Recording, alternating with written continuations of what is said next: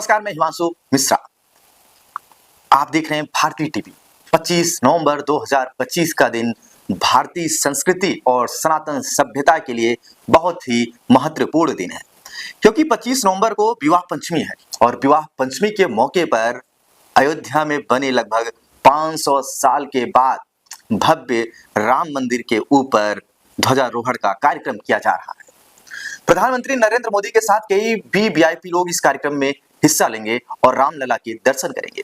आप सबको ज्ञात होगा कि 22 जनवरी 2024 शायद ही भारत का कोई बच्चा या कोई बुजुर्ग, कोई युवा उस दिन को भूल पाए, क्योंकि उस दिन पूरा देश राममय हुआ था और मंदिर निर्माण के बाद प्रभु राम के बाल स्वरूप की मूर्ति की प्राण प्रतिष्ठा हुई थी और अब उसी मंदिर के शिखर पर लगने वाले झंडे को खास तरीके से तैयार किया गया है और 25 नवंबर को देश के प्रधानमंत्री नरेंद्र मोदी उस ध्वज का ध्वजारोहण करेंगे। तो आइए जानते हैं श्री राम जन्मभूमि पर बने राम मंदिर पर लगने वाले झंडे के बारे में कितना खास है। अंत तक वीडियो को देखते रहिए और चैनल को कर दीजिए सब्सक्राइब।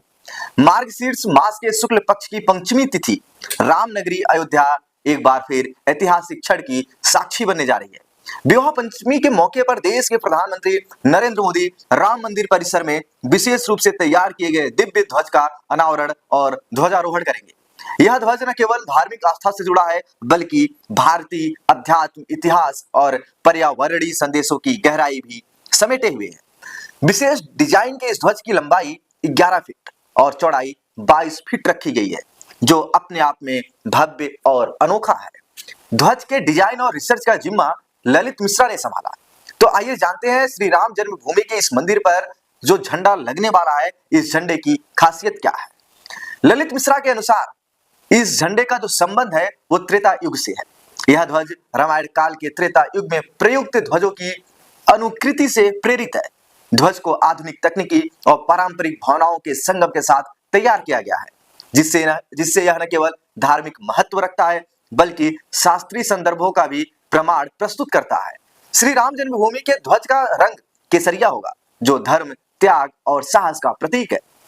ध्वज में 3 प्रमुख प्रतीकों ओम, सूर्य और कोविदार वृक्ष को अंकित किया गया है, जो इसकी सबसे बड़ी विशेषज्ञता मानी जाती, मतलब विशेषता मानी जा रही है।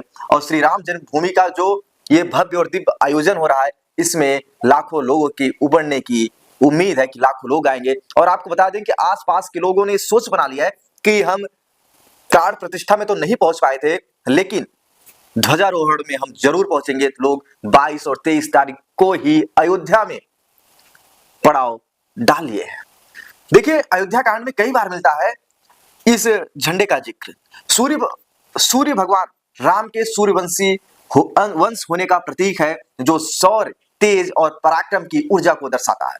वहीं ओम सनातन संस्कृति के अध्यात्म, अनत्व और निरंतर गतिशीलता का प्रतीक है। डिजाइनर ललित मिश्रा बताते हैं कि ओम का समावेश या संदेश देता है कि सनातन न कभी नष्ट होता है, न समाप्त होता है, वह निरंतर परिवर्तन और सृजनशीलता के साथ आगे बढ़ता रहता है। सबसे कठिन लेकिन महत्वपूर्ण भाग था कोविदार वृक्ष की पहचान।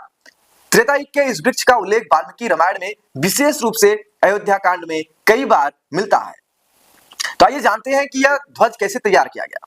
ठीक है, यहां तैयार किया गया है झंडा। आइए आपको बताते हैं कि ललित मिश्रा ने क्या बताया। कोविदार वृक्ष को ध्वज पर स्थान देना केवल पौराणिक अवधारणा नहीं, बल्कि पर्यावरण संरक्षण और प्रकृति के महत्व का संदेश भी है।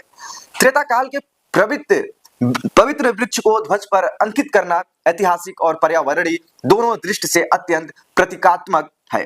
ध्वज गुजरात में तैयार किया गया है और इसमें विशेष प्रकार के कपड़े का उपयोग किया गया है। यह कपड़ा इस तरह विकसित किया गया है कि उस पर धूल, मिट्टी और पानी का असर कम से कम हो, यानी मौसम जैसी भी स्थिति में हो, ध्वज सदैव स्वच्छ और संजीव दिखाई देगा। साथ ही यह ध्वज 360 डिग्री घूमने की तकनीकी के साथ स्थापित किया जाएगा, जिससे यह सदैव लहराता हुआ प्रतीत होगा। राम मंदिर में ध्वज फहराने का यह क्षण श्रद्धा और गौरव के साथ साथ वैदिक इतिहास की पुनर्स्थापना का प्रतीक बनकर सामने आएगा। 25 नवंबर को पूरा देश और विश्व की हिंदू संस्कृति उस पल पर नजरें जमाई रहेंगी जब प्रधानमंत्री नरेंद्र मोदी इस दिव्य ध्वज का उद्घाटन करेंगे। यह ध्वज आने वाली पीढ़ियों के लिए इतिहास, अध्यात्म और प्रकृति के संरक्षण का संदेश बनकर खड़ा रहेगा। तो दोस्तों, सब लोग तैयार हैं? क्या आप तैयार हैं उस ऐतिहासिक और पौराणिक क्षण और दिव्य क्षण के लिए जब 25 नवंबर को अयोध्या के रामलला के मंदिर के ऊपर भव्य ध्वजारोहण होगा। तो दोस्तों चैनल को सब्सक्राइब कर लीजिए और बेल आइकन बटन जरूर दबाइए, जिससे हर एक नोटिफिकेशन, हर एक खबर जो देश से जुड़ी हो, आपके शहर से जुड़ी हो, आपके फोन पर सबसे पहले आए।